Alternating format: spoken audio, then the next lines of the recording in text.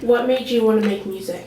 That's a really long story. I mean, originally, like anybody else, it was girls. Like everybody, there's this girl that I've told this story 100 times, but there's this girl, I liked her I had a crush on her from maybe first grade up until sometime in high school, and she liked some kid with muscles when we were in middle school. And I was like, I'm not muscular, I'm not athletic, so I'll learn how to play a guitar, and that's how I will woo her. And it never happened, and she moved away to Arizona, and that's actually what our song About Staying is about. But then my freshman year of high school, my cousin committed suicide, and we were really tight. He lived in Texas, but it was still one of those friendships that, like, he'd come to town and spend the whole summer with me. And I mean, even though we wouldn't see each other all year, we were still like best friends, called each other all the time. And so that was maybe, I think my freshman year of high school is when the shift went from I want to pick up girls and get famous to like I actually have something I want to accomplish and I want to be there for kids that are going through the same kind of stuff. And so that's how I've gradually come to be where I'm at. What was the first song you ever wrote? Oh, there's this really bad song called Sunsets. I don't know it anymore. I haven't played it since 8th grade. But it was awful. It was called Sunsets. I think it had 2 chords, the whole song. It was a mess. What was your first instrument? First and only, guitar. I tried to play piano, but I'm not very good at it. But yeah, guitar was my first instrument. It was some knockoff brand electric blue guitar. It was real shiny. My parents got ripped off so bad by it. We went in to go buy my first guitar, and they were like, "Oh yeah, this is a great deal, great starter thing," and they charged them like $600 for like probably what was worth $100. It was a mess, but yeah. Have you ever named any of your instruments? Oh yeah, I have. Nothing recently. I couldn't even tell you what they were though. I know that they had names. I know that they were all female names. Just like any vehicle I've had has been a woman. My cars were women's because you gotta rub them and talk to them the right way to get them to work the way you want them to. Who writes the music for your band? I do. What kind of happens, the process is I'll write most of a song and then I'll bring it to the guys and then they'll start putting their input in on it. And then when we get into the studio, the only person we've worked with is a guy named Nate Adams. He was in a band called Sweatshirt Weather. And me and him will go through things after the band has helped me write it, and then me and him go through and pick more things out and start tearing it apart and rewriting things. Our last album that we put out, Telescopes, was written not as much as a band. I wrote a lot of it by myself, but then when I got into the studio, we actually threw a lot of it out the window and started over and reconstructed a lot of the album in the studio. So that was really cool to do, because instead of like, when you're at practice or you're writing, everybody's banging on their instruments and you can't really hear it, but when you're in a studio setting and you're focused on one instrument at a time, you can really like make the whole song and go, well, like that drum part could be better. Like let's just go back and change that one drum part, and you can really construct it from the ground up and hear it the way that it's meant to be heard from start to finish. What do you want your fans to get from your music? Oh boy. I just want people to feel like they're not alone. I think that there's a lot of negativity in the world and a lot of stuff, like, the world's just messed up. I mean, I feel like it's kind of on a downward spiral. There's just a lot of hate, and there's every reason for someone to feel like they should give up and call it quits. And I just don't want to see that happen. I really just want to encourage people to be who they are. I don't know. I guess I want them to take away whatever they need to take away to feel better. Do you gear your music towards a certain age group? Not anymore. Honestly, I don't even know. We have the kids that are going to be at the show tonight, but as far as like our audience or like our market, I stopped caring about it a long time ago. I just decided, instead of dressing a certain way and acting a certain way to get fans, I'm just going to go back to writing good music, because I feel like too many people focus on all the wrong things and all the wrong reasons, and just good songwriting has disappeared. Not entirely. There's definitely some bands out there that write still some solid stuff and some meaningful stuff, but I just want to write good songs for anybody that needs them. What's your favorite song of yours?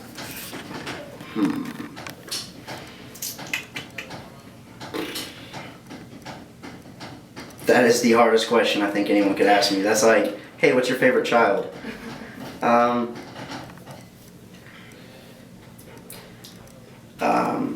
There's one we don't have recorded. There's a YouTube video of it up, and it's called 17 Years in the Making. And it's only been played live once or twice, and it's just me that plays it. And, you know, with my cousin committing suicide, me being so involved with music, my first outlet was to start writing songs about it. And I think it took me 3 years to write this song. Not entirely, but I mean just like to finally say what I wanted to say about it. And I still don't even know if I've said it, but that one definitely, like, I don't think I've played it without crying, and I don't think an audience has heard it without crying. So it's just a sad, sad song, but it's kind of got a sense of empowerment at the end, and that's what I try to do with all of our songs. Even if I'm writing about something really sad, or I am really bummed out or angry about something, it's not just sit here, be sad, and do nothing about it. It's, okay, this happened, what can I make of it? So. What's your favorite song to perform? When we play to kids that have seen us a lot, I really like to play our song Ambition. I don't think we're actually playing it tonight, but the ending is just a big sing-along, and everyone's usually, half the time we poll. I think the last time we were here, we polled most of the audience on stage. Last year when we played MSM Fest and we closed with it, we broke pretty much all the sound equipment on the stage because so many kids jumped on stage. But now, my favorite one to play, it'll be the last song we play tonight, and it's the last song on Telescopes. It's called Everest. And I just think it's really different. It's one that's really easy for me to kind of put myself back into what I was feeling. So I really, no matter what kind of day I've had, when we play that song, I definitely leave all that on the stage, and like, it's therapy. So. What's your favorite venue to perform at? Honestly, I would pick, this is going to sound so pretentious, hipster of me, I'd rather play a basement show any day of the week over a venue show, just because there's no politics, there's no who's playing last, who's playing first, there's no, you know, some people come to a show and try to make like some kind of statement, whether it's a social statement or a fashion statement or anything, and when you go play a basement show, it's just a bunch of sweaty kids in a basement that are there for the music and nothing but the music. And I think that's a cool environment to get to play in. So. What's your favorite thing about performing?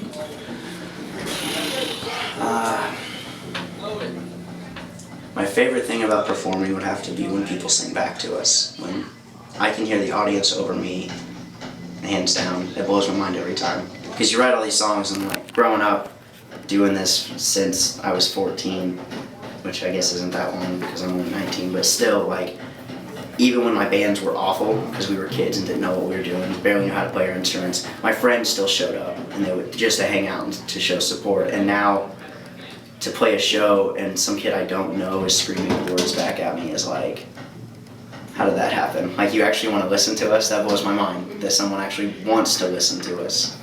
What are band rehearsals usually like? Well, right now we are currently without a drummer. So our band rehearsals usually are, we go to our bass player's house, and he just had a baby. Well, in November, his girlfriend had a baby, and she's the sweetest little thing. And I've got drum tracks and like just the recordings of the songs, and we'll practice to those, or we'll just play through it without a drummer. And usually we're playing really quiet, and usually his daughter Malaya falls asleep in her little bouncy thing while we're playing, and I love that because I don't know, it's still loud, obnoxious music, but it can put a baby to sleep, so I think that's cool. What are some of your favorite bands? You like asking all the hard questions. Like, they're not really that hard or like deep or complex, but it's like, how do I decide? I grew up on Sum 41, and they'll always have a special place in my heart. And I'm really heavily influenced by three bands, The Dangerous Summer, The Early November, and The Wonder Years. And pretty much those four bands I could put on and never get tired of it. I think there's a CD in my car right now I rolled up listening to a mix of probably all four of them, so. Do you have any guilty pleasure songs or bands? Guilty pleasure songs or bands? It's a song, not a band. we were actually just talking, me and our guitar player Andy were talking about it the other night. The Ready set, that Love Like Whoa, that thing gets stuck in my head, and I just admitted it on camera, but I won't ever tell anybody that. Most if someone's like, you got any guilty pleasures, or what's the weird song you listen to, I wouldn't tell anybody that. But that one, just because it's catchy, I don't know. I think that's about it for me with guilty pleasures. I'm usually not too afraid to admit that I like something, but that one for sure. I'm not too open about that one. Who is someone that you've dreamed of performing with but you haven't yet?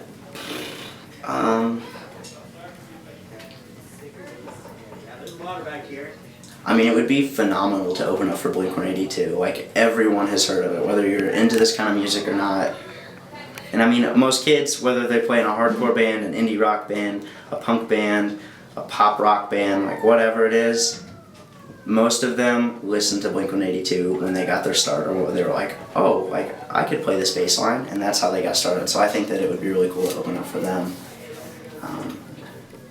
I mean, we've opened up for quite a bit of the bands that I've looked up to, so I think that that one, especially for being like the punk rock legends that they are, I would love to open up for them. Do you have any upcoming shows?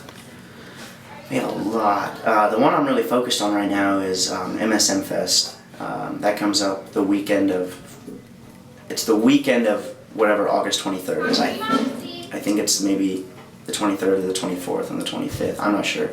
Huge festival, 80 bands. We played it last year. It's just like the most incredible experience. All your friends are there. Because it's hard to have, when you're in a band, it's hard to have friends outside of musicians. Like, nobody else gets why you don't hang out and why you have to practice, or why you're moody and locked yourself in a room and are writing songs for 3 days. So that one's fun because, like last year, there was a big drum circle. All the drummers were behind the stage just going to town, and like just cool things happen like that at a local level. That, you know, you see all these like rock gods do stuff like this in these jam sessions, but it's the first time it's an all-weekend event. There's camping, but it's definitely, there's something special about that festival, so I'm really looking forward to that one. Is there somewhere in Indiana that you haven't played that you want to yet? I would really like to play more colleges, just because I like house shows, and you know, once you get to college, if you're on a campus, you might know someone. I don't know. The environment's a little different. And in Indiana, I'd really like to get to Fort Wayne. We haven't played there yet, but right now we're really focused on, you know, we did a coast-to-coast tour last summer, and it was cool. I got to see a lot of cool places, got to meet a lot of cool people, made some new fans, but like, we haven't got to go play there. I mean, it's expensive, and all of us work crappy jobs, and most of our money goes into recording and stuff. So we're really, this fall and winter, focused on playing more places in Indiana other than Indianapolis, and then we're trying to get over to Ohio and make a solid fan base over there. So, is there anywhere in the U.S. that you wanted to play? I mean, like I said, we did that coast-to-coast thing. I would like to go play maybe some better shows. A lot of the stuff that we booked, you know, you book in a town that you don't know, and I don't know, you might, like, we booked to some bars that just kind of sucked, like, to play at, because they were old people bars, but we were like, here's a place that'll let us play, let's go there. And so a lot of the bands that we met were like, last time you're in town, or next time you're in town, make sure to hit us up, we'll get a show going at a place where, you know, it would be good for you guys. So, I don't know, I love just being in California, so of course I'd love to go back and play again. There's a lot of the coolest people we met on the road were in California, and it was just a different kind of scene. I mean, here you can kind of look at a kid and go, oh, that kid goes to a show, and then there, it was just like all kinds of people were there, and it was a good time.